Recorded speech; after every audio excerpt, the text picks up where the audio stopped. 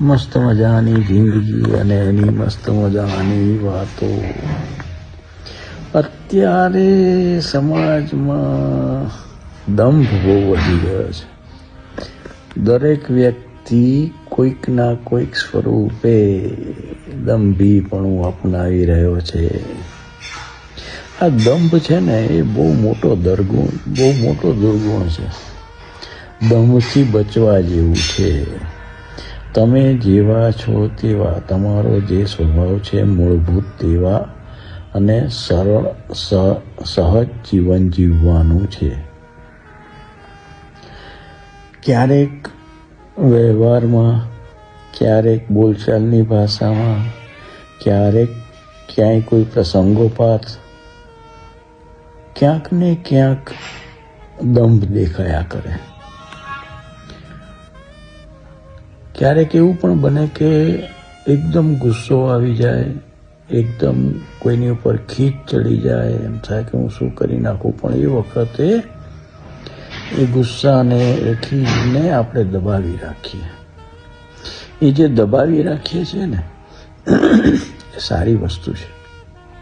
એ દંભ નથી, પણ એ દબાવી રાખ્યા પછી જો એવો વિચાર કરીએ કે સમય આવવા દો પછી હું એને દેખાડી દઈશ, તો આ દંભ છે. આપણે એમાંથી બહાર નીકળી જવું છે.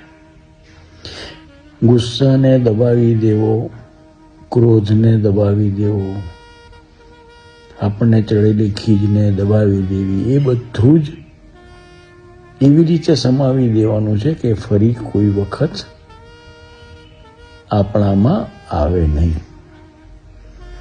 આટલું આવડી જાય ને તો પછી જીવન એટલું બધું સરળ થઈ જાય.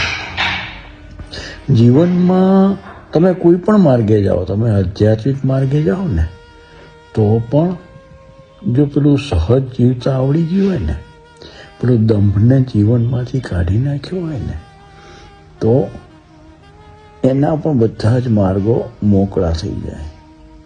તમારા વ્યવહારમાં, તમારા રોજના એકબીજા સાથેના સંબંધમાં, બધામાંથી જો દંભ નીકળી જાય તો પછી જીવવાની મજા આવી જાય. નાની નાની વાતો એને જો જીવનમાં ઉતારી લઈએ તો બહુ સહેલી છે પાછી.